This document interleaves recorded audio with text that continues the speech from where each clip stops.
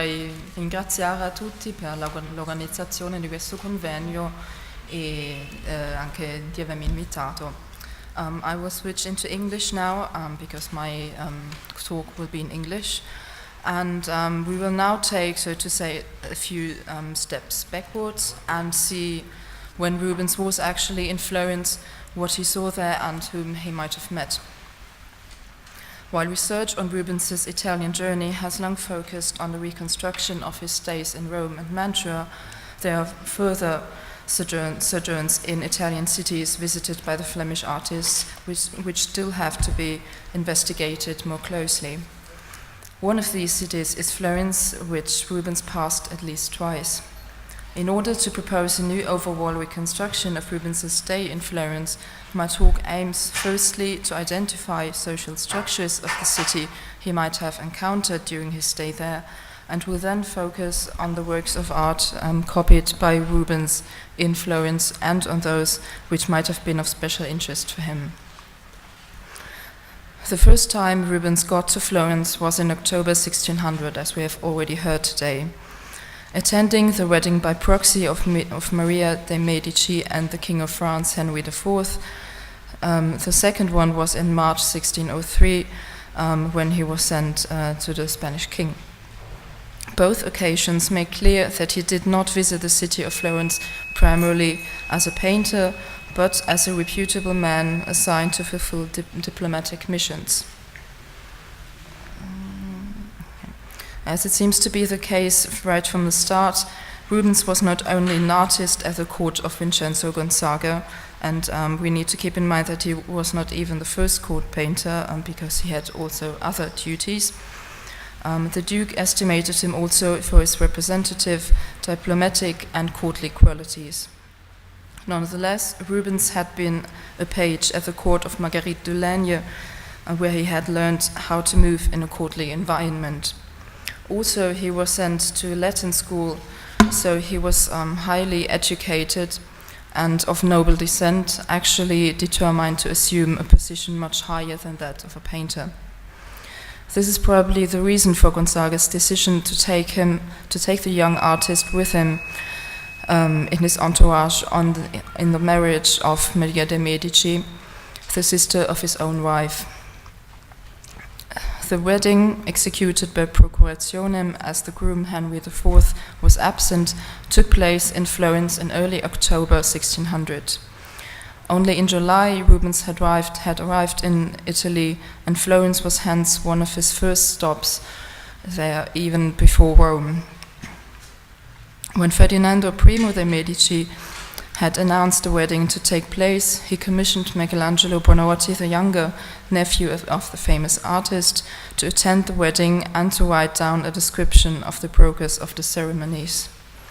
Thanks to this Descrizione delle felicissime nozze della Cristianissima Maestà di Madama Maria Medici, published in the same year of 1600, we are well informed about these festivities. It tells us, for instance, when the Duke of Mantua and his suite arrived. After arrest at the Pratolino villa just outside Florence, they, una bellissima mano di signori riccamente vestiti, entered the city on October the 2nd. As Vincenzo and his suite ranked among the most important guests, they were accommodated in the Pitti Palace. Consequently, one can argue that Rubens too lived there during his stay in Florence, and so got in touch with the Medici court. Though we cannot exclude that Rubens was asked to fulfill also his task as a painter during the wedding ceremonies, we must assume that in order to accompany the Duke at this early stage of his career, he must have already gained the respect of the Gonzaga, who enjoyed having widely traveled artists and humanists amongst his court members. It is only by a letter which dates more than 20 years later that we learn about Rubens's attendance at the royal wedding. In this correspondence addressed to Rubens himself, his friend Nicolas Claude Péry de Peresque expresses delight in finding out about this circumstance. Tardando appunto le lettere più del solito, ho visto volentieri che Vostra Signoria fosse stata presente nello sposalito della Regina Madre in Santa Maria del Fiore. This letter was written in 1622 when Rubens worked on a huge cycle of paintings for no one else than Maria de' Medici, who, by the wedding in question, had become Queen of France. That Rubens did attend the wedding is revealed by a panel of this circle. The depiction of the wedding scene in The Marriage of Maria de' Medici corresponds to Buonarroti's description. Maria was married by Clement VIII under a red canopy in the richly decorated choir of the cathedral on the 5th of October.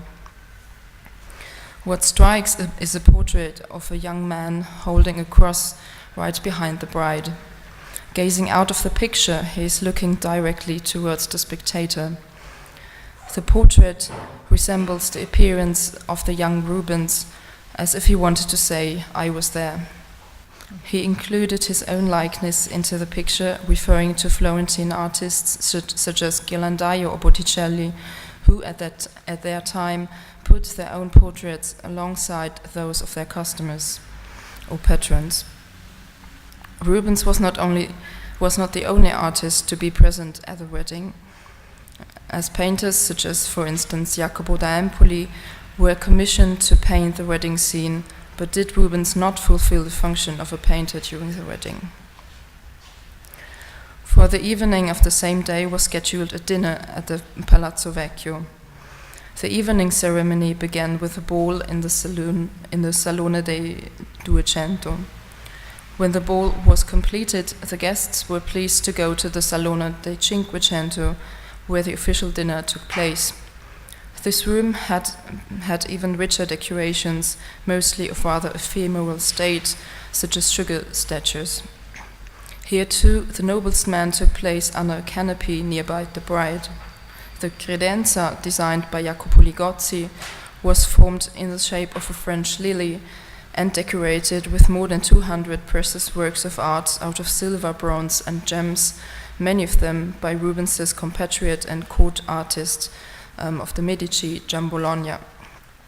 This banquet was, next to the wedding ceremony itself, the most important part of the wedding.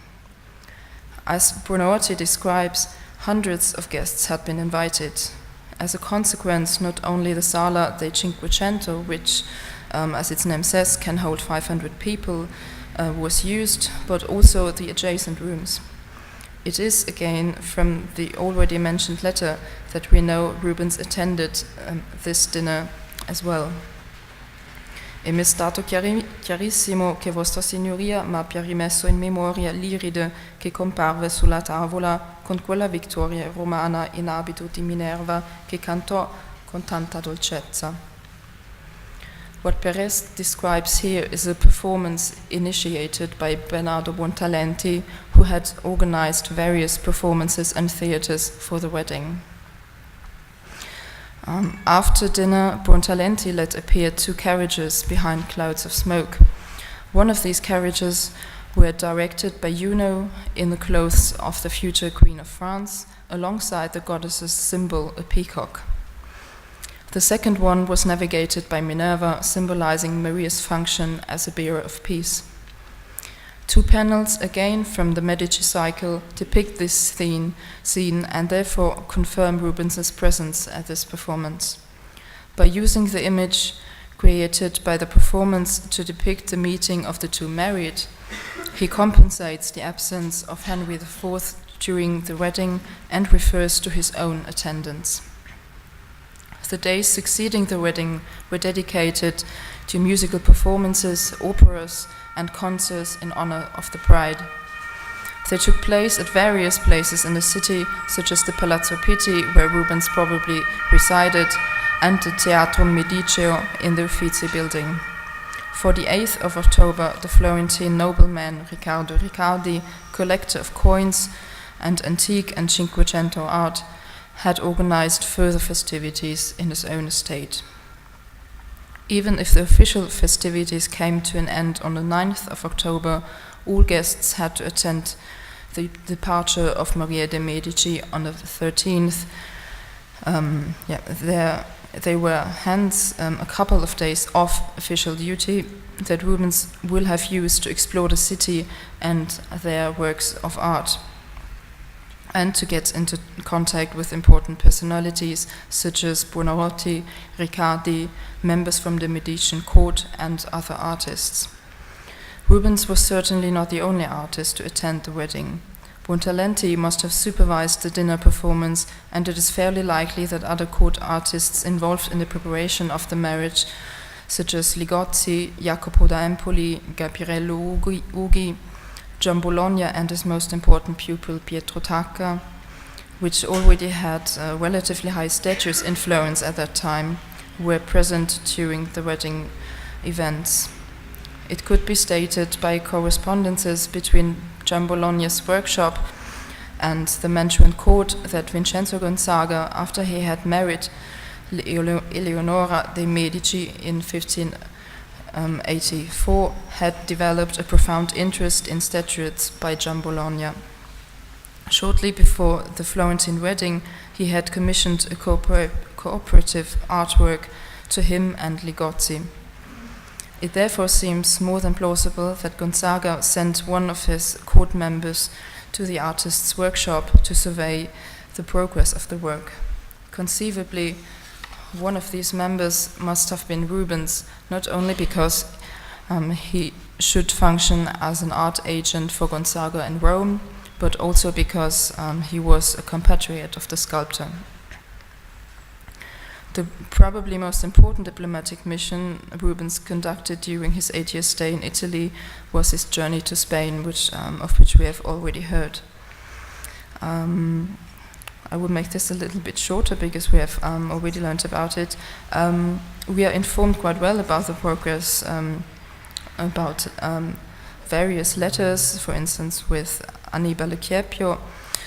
What is unusual about the journey is that they passed Florence on their way from Mantua to Spain, at least when they got there, not when they went back to Italy. On the 5th of March 1603, they started from Mantua and traveled via Ferrara and Bologna to Florence. In a letter to Mantua dated the 18th of March, Rubens complains about the unpleasant journey and mia piccola navicella molto male guidata sinora per consiglio di non so chi poco accorto. Rubens did not seem to be informed about the reasons for this route. In Florence, well-versed and traveled merchants such as Signor Caponi, probably Ludovico Caponi, and Signor Cosimo Bonsi expressed their surprise about this choice, also because the Mantuan suite were not even informed about ships leaving to Spain from the port of Livorno. The fact that Rubens got in touch with these Florentine noblemen reveals his high status and the existence of contacts. Since Vincenzo Gonzaga's wedding with Eleonora de' Medici, Mantua was strongly connected to Florence and its leading families. The port of Livorno had been constructed by the Medici family and since then used as official port connected directly to Florence. It was only in the 1590s that Ferdinando de' Medici had set up the Constituzione Livorniana, which made the transport of goods between Livorno, Pisa to Florence much easier and which enabled Spanish Jews to land on the port. We must therefore assume that the Mantuan suite were sent via Florence to Spain to benefit from these Medicean infrastructures. Rubens should even meet a servant of the Grand Duke, a compatriot of him, in Livorno, and as we have already heard, and he helped them to organize a ship that would take the Mantuan court members on the 3rd of April to Spain. Rubens himself was also commissioned to convey a precious horse as a gift from Ferdinando to the Spanish king. As a return, the Grand Duke offered a refund of travel expenses. But even if Rubens used this short, precious time in Florence for his social network, he also had time to study Florentine art. Some of these contacts should prove beneficial to access some spaces of artistic interest. When looking at the remaining sketches, studies, as well as echoes in his own paintings, we get a quite precise image of what Rubens was fascinated by in Florence. The patronage of the Medici family had transformed the city into a center of Renaissance art. Their policy had always been to make the art accessible for as many people as possible. In 1600, when Rubens came to Florence, Cosimo and Ferdinando de' Medici had already arranged some of their parts of their collection of antique pieces in the Palazzo Pitti and the Uffizzi's Tribuna. Also, some paintings had been installed on the second floor of the Uffizi, the Galleria, which in 1591 was open to a restricted public. In terms of the antique works, it becomes clear by a small quantity of drawings after Rubens that he must have seen the Medici collection in the Uffizi. Van der Meulen has identified some of them and has brought them into relation to this Florentine sojourn. To the Medician Venus Pudica, which he seems to have drawn from at least two perspectives, Rubens referred in some of his own paintings. The statue had come to Florence in the 16th century and was installed in the Galleria delle Nicchie in the Pitti Palace.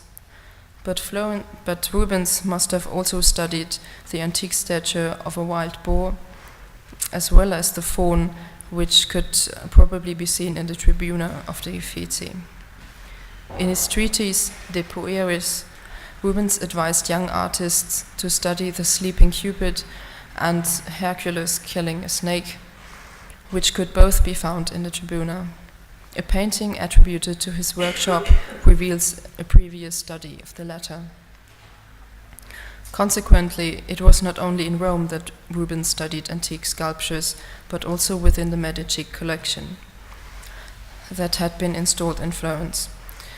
Renaissance or contemporary painting, which could be admired in Florence, seemed to have fascinated him less.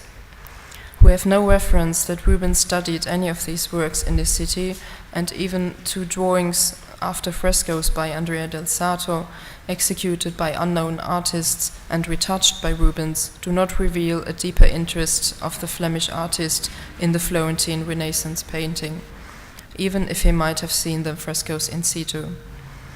This is the same for his very detailed copy after another copy of Leonardo da Vinci's Battle of Centaurs, which he might have executed even outside Florence.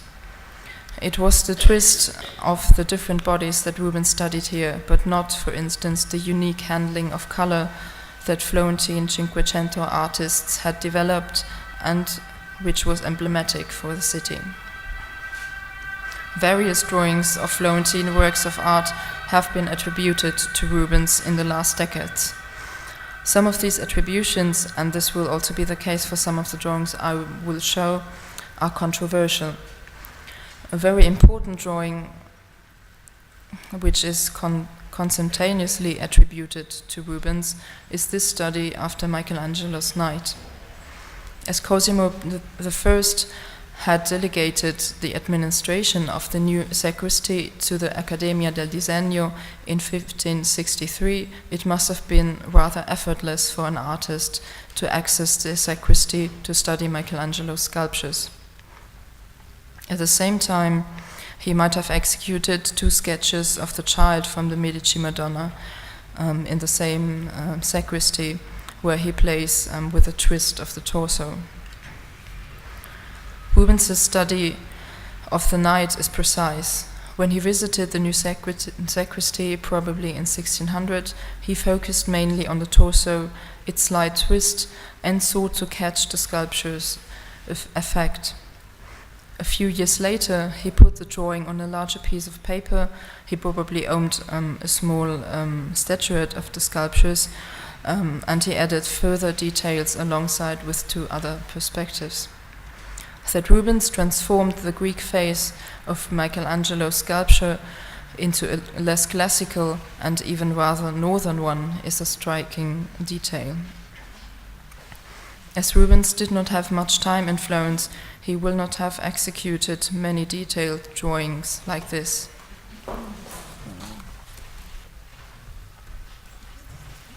Okay,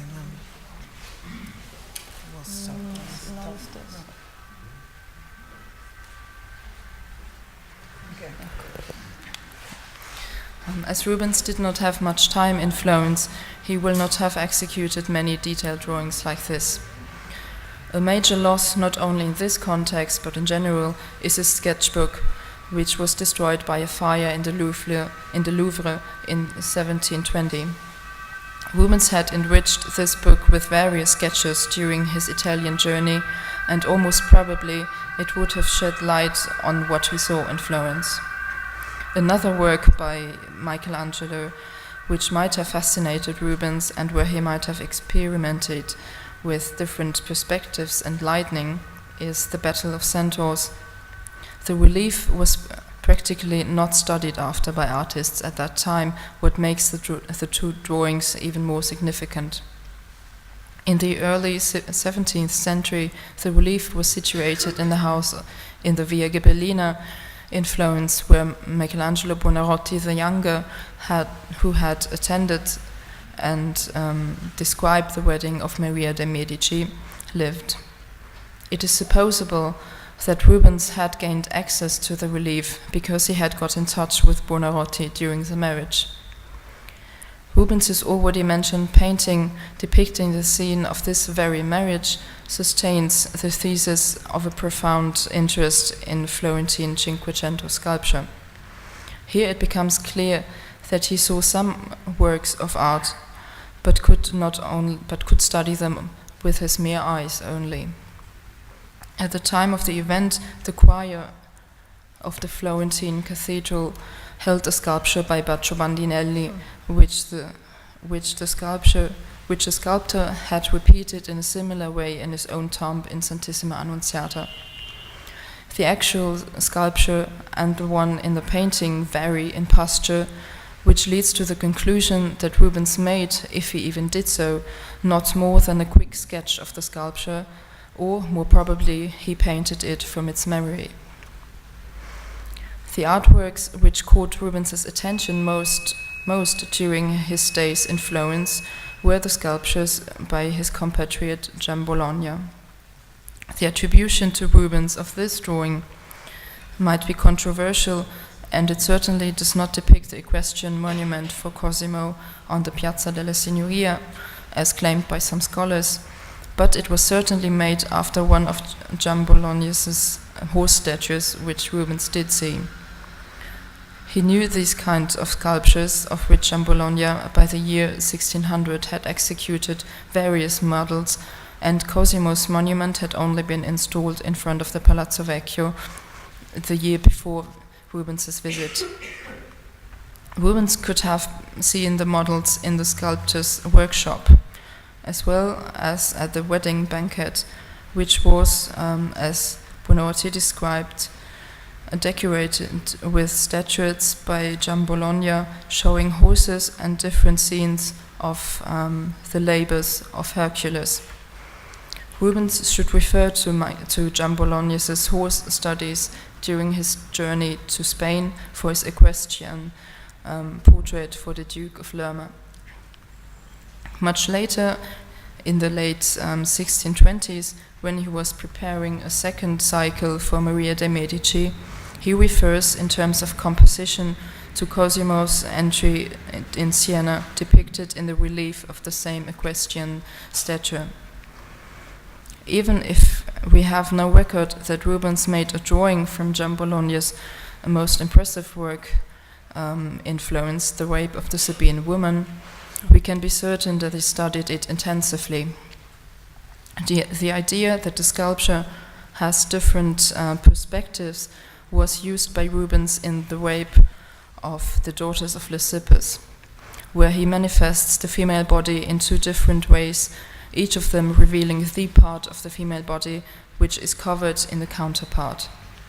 Even the shape of the hands suggest a deep knowledge of Giambologna's composition. And last but not least, Rubens refers here not only to Giambologna's masterpiece, but also to further Florentine works of art, Michelangelo's Knight and Leda with a Swan, which he had studied and copied both.